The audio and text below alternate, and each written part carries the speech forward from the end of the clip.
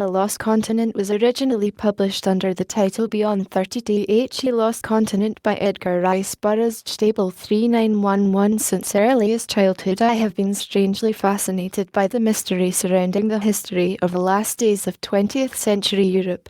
My interest is keenest, perhaps, not so much in relation to known facts as to speculation upon the unknowable of the 2 centuries that have rolled by since human intercourse between the Western and Eastern hemispheres ceased. The mystery of Europe's state following the termination of the Great War, provided, of course, that the war had been terminated.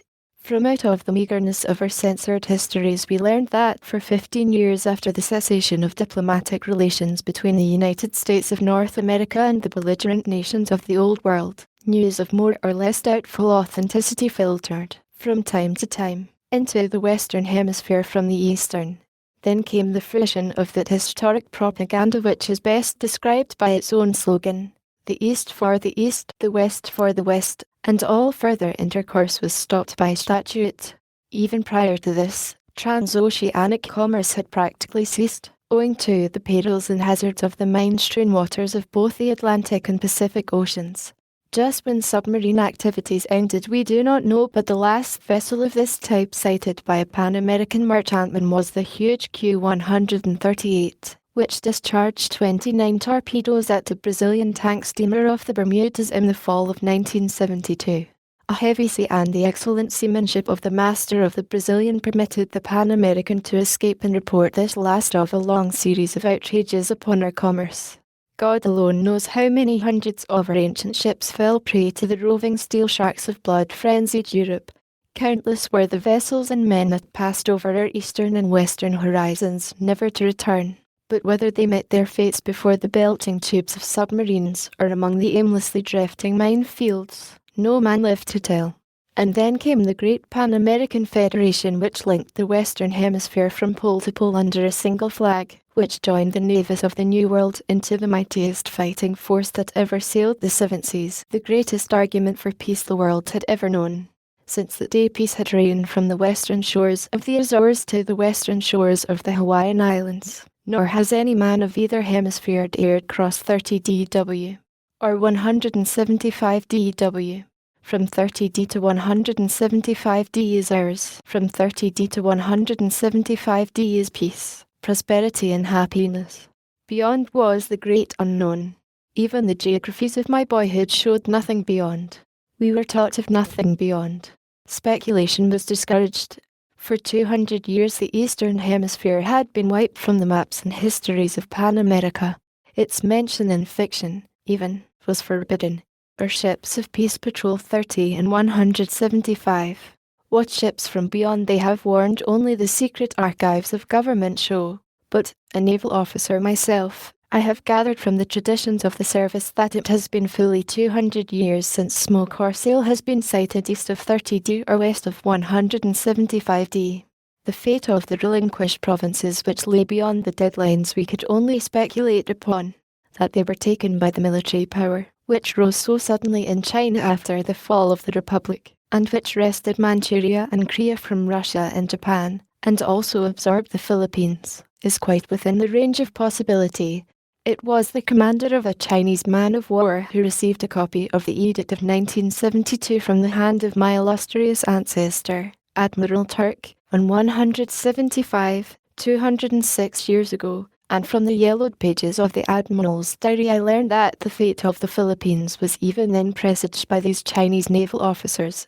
Yes, for over 200 years no man crossed 30 D to 175 D and lived to tell his story. Not until chance drew me across and back again, and public opinion, revolting at last against the drastic regulations of our long-dead forebears, demanded that my story be given to the world, and that the narrow interdict which commanded peace, prosperity, and happiness to halt at 30 D and 175 D be removed forever.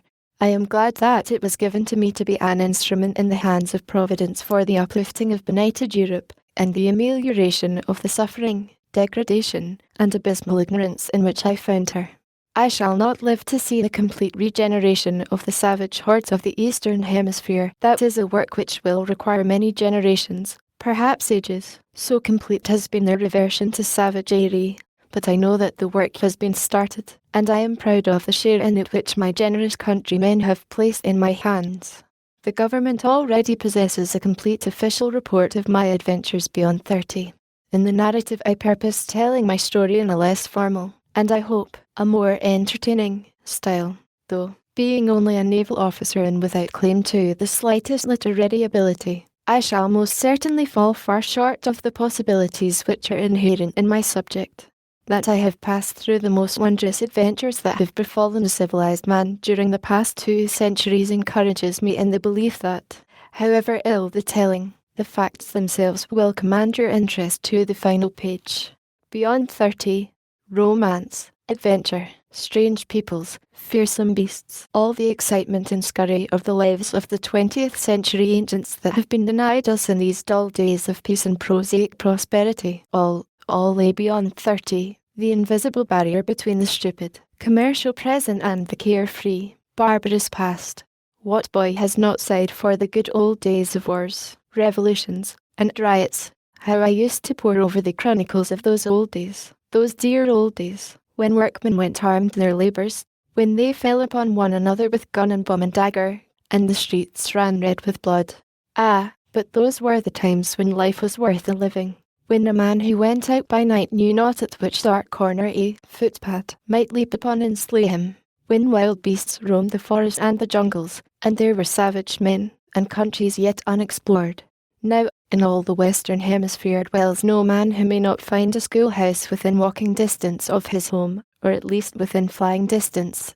The wildest beast that roams our waste places lairs in the frozen north or the frozen south within a government reserve, where the curious may view him and feed him bread crusts from the hand with perfect impunity.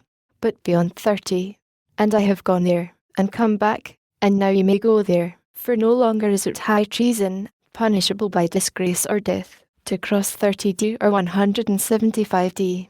My name is Jefferson Turk. I am a lieutenant in the Navy, in the great Pan American Navy, the only navy which now exists in all the world. I was born in Arizona, in the United States of North America, in the year of our Lord 2116. Therefore, I am 21 years old. In early boyhood I tired of the teeming city